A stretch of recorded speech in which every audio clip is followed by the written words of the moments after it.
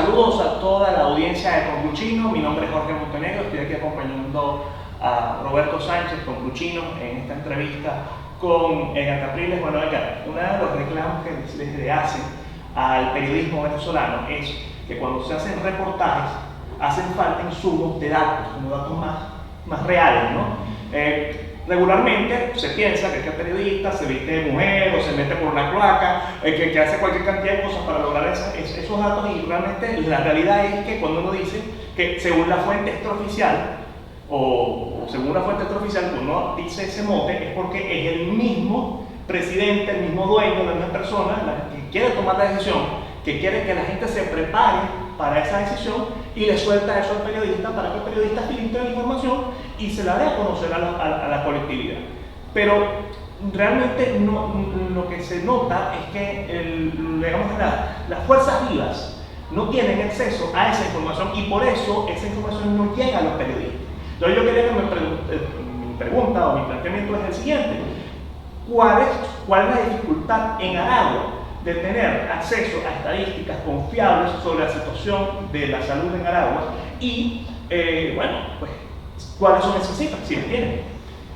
La dificultad es que hay una política de Estado en ocultar la información, porque no se quiere que se sepa la realidad y poder construir una realidad alterna que no existe realmente.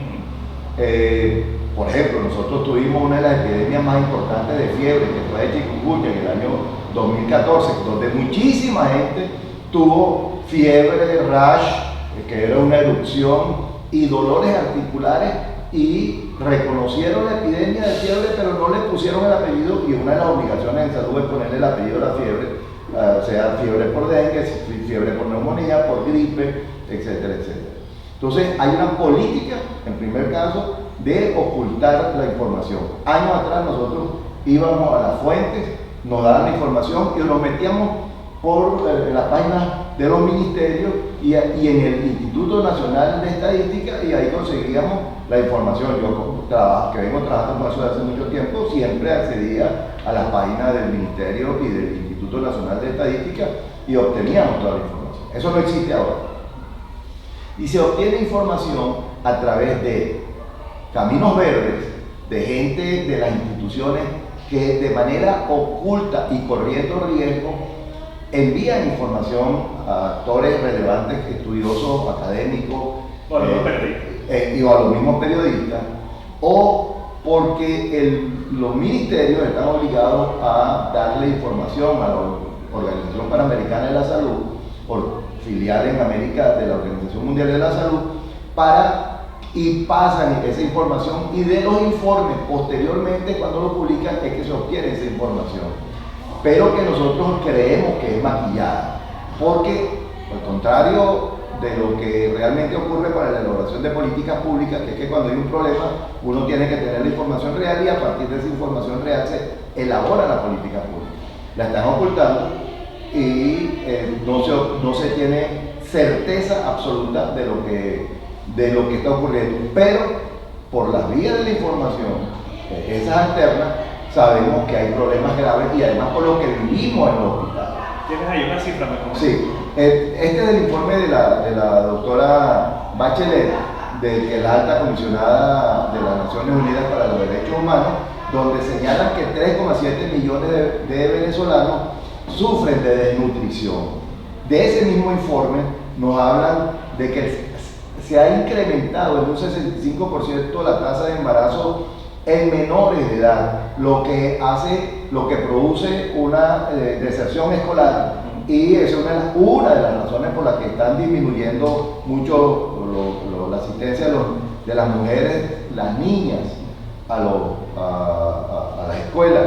En 826 casos de sarampión en la semana 23 se produjeron este año, lo que implica un aumento del 65% en relación al año pasado, y eso que el gobierno dijo que no había epidemia de sarampión. En la difteria, sarampión y difteria fueron enfermedades que fueron erradicadas en Venezuela, y Venezuela tuvo un reconocimiento de la Organización Mundial de la Salud, y volvieron a aparecer porque simple y sencillamente no vacunaron. y en América hay 249 casos, de los cuales 190 son de Venezuela, que es el 76% de todos los casos de América. Los otros países que tienen difteria son Haití, que tiene 56%, y Colombia el 3%, inclusive se discute de cuál es la procedencia de esta difteria, que aparentemente es de Venezuela. La encuesta nacional de hospitales que hace la Alianza Venezolana por la Salud revelan que hay 1.557 fallecidos por falta de insumo. Ese es el del año pasado, de los cuales 756 son por traumas agudos, etc. Por la crisis eléctrica hubo 79 fallecidos debido a los apagones, y en la encuesta nacional de hospitales de febrero de este año, el 60% de los analgésicos no hay en el área quirúrgica, es decir, hay un desabastecimiento muy importante en los hospitales, en las emergencias, y estamos hablando que si llega en la emergencia de los quirófanos, que si llega, por ejemplo, un paciente convulsionando y no hay anticonvulsivante, o llega un paciente con asma bronquial y no hay broncodilatador, tiene que el familiar salir corriendo a buscarlo.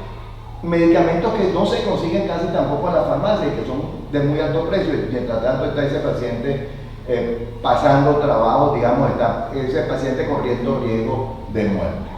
En definitiva, la situación asistencial de los hospitales y de los ambulatorios es dramática. Los programas preventivos no se están aplicando. El éxito de la descentralización en Aragua todo el mundo reconoce porque se hizo un esfuerzo en aplicar los programas preventivos y se mejoraron las tasas, los indicadores de mortalidad infantil, mortalidad por diarrea de menores de 1 año y menores de 5 años, de la insuficiencia respiratoria, etc. Y pues no se llevan adelante, y por eso es que tenemos esta situación tan dramática. La segunda pregunta. Mucho se dice de que la situación en Aragua en promedio suele ser peor que en el resto del país en este tipo de enfermedades, incluyendo el caso del SIDA, por ejemplo. Sin embargo, son estadísticas que a lo mejor no se manejan en una página web centralizada del Estado, que uno pudiera corroborarlo. Además, que sería natural que Aragua sea uno de los que tenga mayor cantidad de casos, porque uno de los estados más poblados del país. Sin embargo, Aragua siempre ha sido punta en enfermedades tales como el dengue, la chikungunya, el Zika, incluso Guillain-Barré también apareció, pero fue el eje. Y mi pregunta es: ¿por qué las enfermedades de este tipo de zancudos tienen tanta fuerza en Aragua? Y ojo, también estamos hablando de la época cuando usted formaba parte de la salud en Aragua. El dengue comenzó en Aragua. A mí me dio dengue cuando tenía 12 años, en el año 92. ¿Por qué pasa eso en Aragua? En el caso de las enfermedades que han mencionado, dengue, chikungunya y Zika, porque son transmitidas por el Aedes aegypti, y ese tipo de zancudo tiene un ecosistema favorable para el desarrollo por la cuenca del lago de Valencia, por la temperatura y por la humedad. Por eso fue que apareció en Venezuela el dengue por primera vez, y es el mismo zancudo que transmite las 3 enfermedades. Por eso es que nosotros lo tenemos, pero también en Aragua teníamos el mejor equipo de epidemiología del país, y ese equipo era capaz de detectar problemas y no se ocultaba la información, al contrario de lo que ocurre hoy en día, que se oculta la información.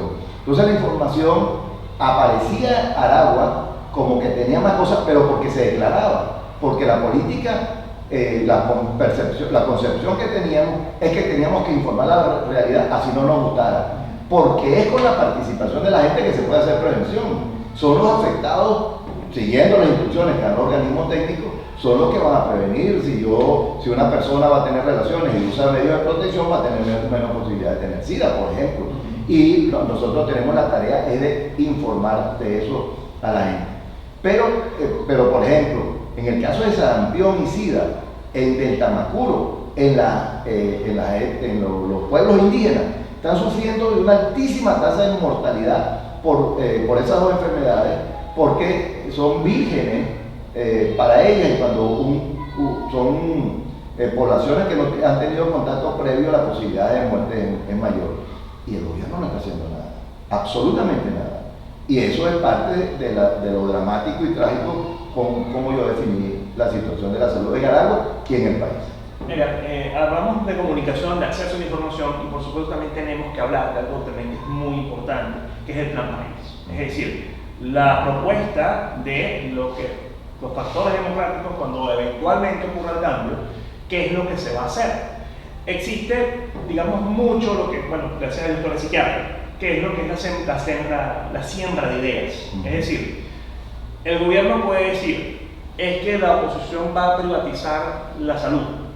Cuando en realidad hay dos verdades. Primero, que hay un sistema privado, las clínicas existen. Y el segundo es que tú no puedes decir que tienes un plan de salud pública, gratuita, cuando tú llegas al Hospital Central de Maracaibo, cuando tú llegas al Carabaño Tosta, cuando tú llegas al Seguro Social de Cagua, y lo que tienes es una lista enorme de, digamos, insumos que tú tienes que adquirir para que tú seas, atendido, tu familiar sea atendido. Entonces, realmente lo único que se está asociando en este momento es el salario del médico. Y entonces allí vamos también a una segunda pregunta, que es que se reveló cuando comenzó la crisis eléctrica que un torero de cuerpo eléctrico tendrá que ganar alrededor de $800 mensuales para poder decidir quedarse en Venezuela en lugar de hacer el mismo trabajo en Colombia, en Perú o en cualquier país, que son países pobres igual que nosotros, son países del norte, no estamos hablando que está yendo al primer mundo. Entonces las dos preguntas serían esas. Número uno, ¿qué va a hacer el plan país para mejorar el tema de la salud pública, lo que le corresponde al Estado? Y decirle a la gente claramente la situación actual. Y en un segundo punto, ¿cuánto debería ganar un médico en Venezuela? La primera pregunta, que tiene muchísimas aristas, lo primero que el Plan País aborda es tratar de dotar y restablecer el funcionamiento de la red asistencial que llamamos hospitales y ambulatorios. Eso significa que en emergencia tienen que haber los analgésicos, los broncodilatadores, los hipotensores, etcétera, la sutura, los insumos. En toda la red asistencial, los programas preventivos tienen que tener los insumos para que puedan ejecutarse, porque si no es una fantasía, no existe. Y en la medida en que se vaya resolviendo ese problema, restableciendo procedimientos. Por ejemplo, yo quiero señalar uno. Cuando yo estudié medicina en la Universidad de los Andes, en el hospital universitario, y cuando yo trabajaba aquí, yo hice carrera en el Hospital Central de Maracay y hice medicina interna, siempre llegaban los técnicos, los expertos epidemiólogos a tomar muestras de bacterias en los aires acondicionados, las paredes, los pisos, el instrumental, para ver qué bacterias están contaminando, infectando a los pacientes, y hacían barridos. Eso dejó de hacerse. Es decir, hay que restablecer todas las normas y todos los procedimientos de salud. Una vez, en paralelo, se va a ir trabajando en la construcción de un sistema de salud, que yo quiero señalar que en el discurso es público, que la red de establecimiento de salud es predominantemente pública, pero el sistema privado más privado de América Latina es Venezuela. Porque lo privado no depende del tamaño de la red, lo público o lo privado, sino que lo privado depende de dónde sale el dinero para pagar el funcionamiento de los servicios de salud. Por ejemplo, en Estados Unidos sale fundamentalmente de los bolsillos de las personas y de los seguros privados. Eso es financiamiento privado. En Estados Unidos y Venezuela están ahí con cantidades similares. En Canadá, estamos hablando de América, y si nos vamos para Europa, España, Inglaterra, etc., el financiamiento es fundamentalmente del tesoro de los impuestos de la República, que van a financiar los hospitales para que tengan esos insumos. Entonces, Venezuela, hay un discurso de gratuidad, pero es el sistema más privado de América Latina. Entonces, es esa primera precisión. Y estaría planteado entonces el rescatar sistemas mixtos como lo que, bueno, no mixtos, pero digamos, como lo que ocurrió en el Hospital de los Amanes, que el Hospital de los Amanes se pagaba, digamos, una tontería, pero la atención era, no se le negaba la atención a la gente, ¿no? Se va más allá. Claro, eso está en discusión. En este momento yo estoy participando en esa discusión en la Asamblea Nacional.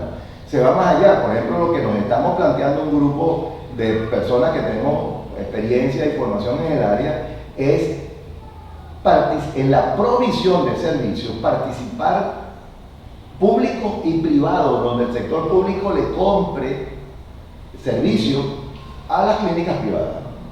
Okay. Y además le compra servicios a los hospitales públicos.